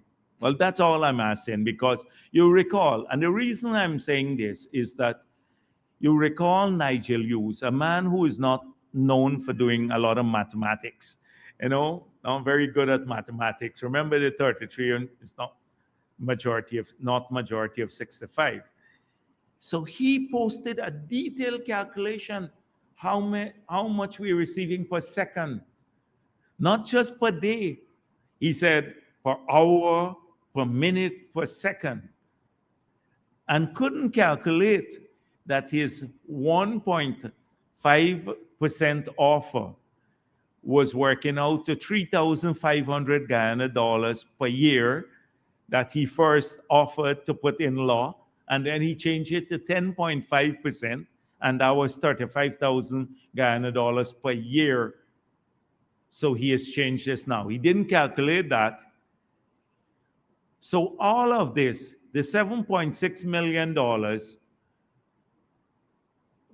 per day, US dollars per day, just works out, well, that was for this year. But last year, if you did that, would work out to 29 thousand Guyana dollars per month for every Guyanese. And that's the point I was making.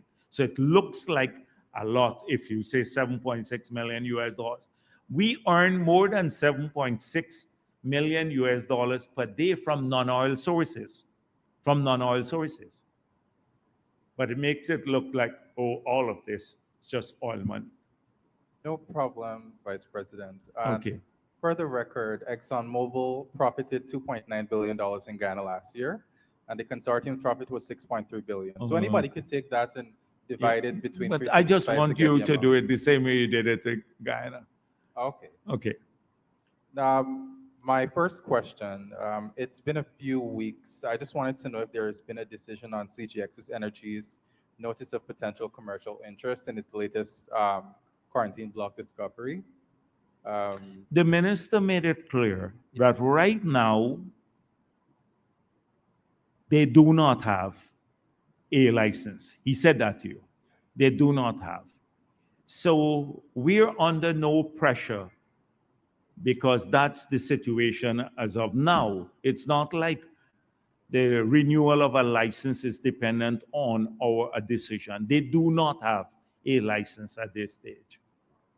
So I think he made that clear at the meeting. And so we're under no pressure to make a decision now. At the cabinet, I guess I've not gone to the cabinet, so for what now? So I guess that will go there eventually. And the cabinet started the discussions. They were supposed to provide more information to the cabinet. I guess when that goes there, they'll make a decision and then you'll be notified. But right now, they do not have. now to say that the ball is in their court to come to the government and say, hey, we found a partner or we found money. So Well, we that question was asked of them, and they did not provide satisfactory answers. The Minister of Natural Resources met with them, asked them a number of questions, and I think he reported that to the cabinet. Okay, thank you. There has been an announcement by Hilton that they have By signed Hilton, oh, the hotel a brand. hotel. They've signed a deal for. They've had two hotel signings for to come to Guyana. And I was wondering if this involved any deals with the government for provision of land or anything like that. I don't know which are the two, but often we do provide the land. You remember, like where was it? A couple of days ago, I was talking about our policies and how many people think that the construction of the hotels came about by chance. Yeah. And so I explained that weeks after the government took office, there was we put out an expression of interest for all of those who wanted to do hotels because we have huge, the room shortages in the country. We got over 20 expressions of interest. At a meeting at State House that the president chair, I was there, Minister Onish Waldron, a number of other people.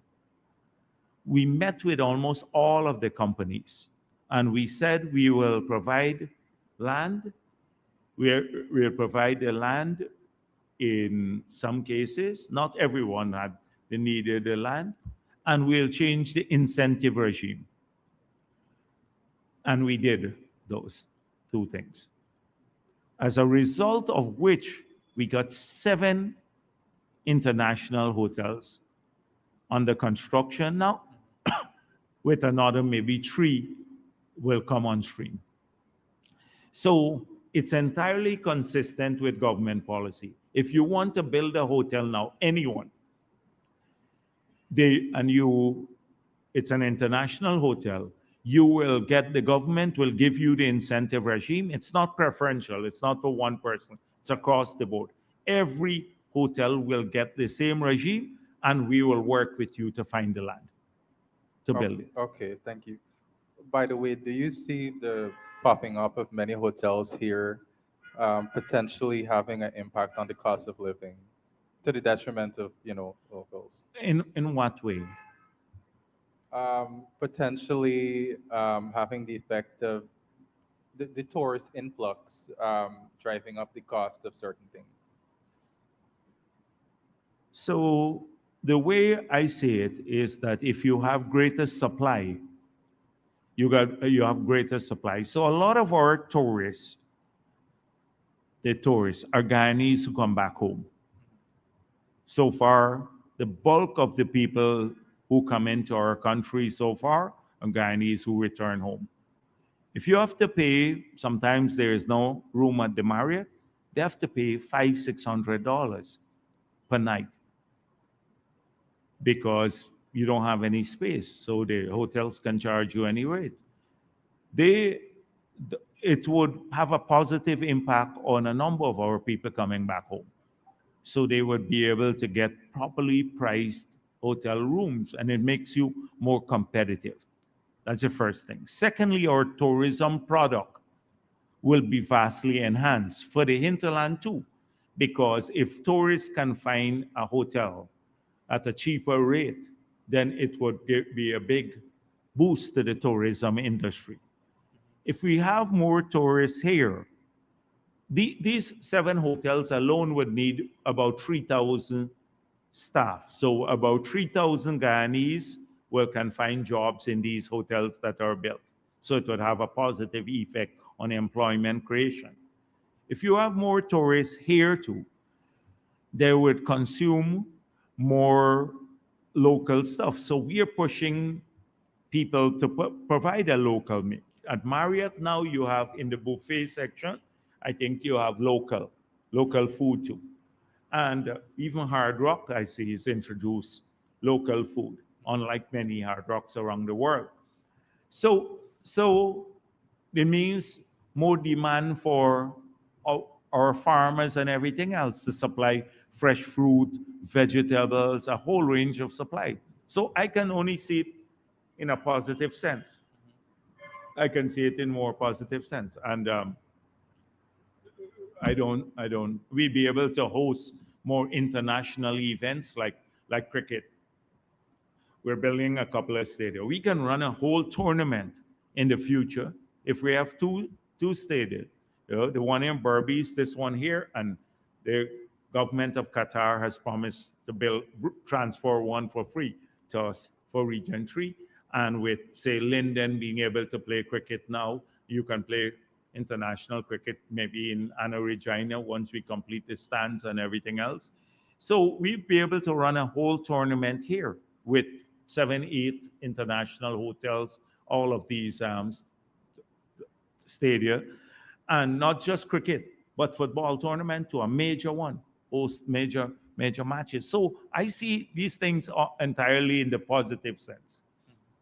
Okay, thank you. For Reuters, could you say if the government is at this time still offering the government to government partnerships option for giving out oil blocks?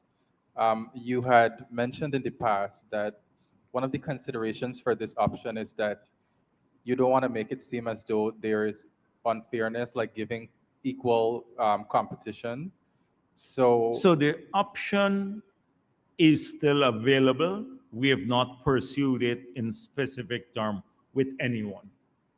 okay. So China National Petroleum Corporation, a Chinese state-owned oil company, separate from CNOOC, which is already here, is looking to build on its overseas deal making, and it plans to scout deepwater acreage in South America. So I was just wondering if the government is in any talks with that company. No, the government is not in any talk with any company that is that company. Let me just say that company. To transfer any block to them directly. That's what it is, to transfer any block directly. Anyone else? No, thank you very much.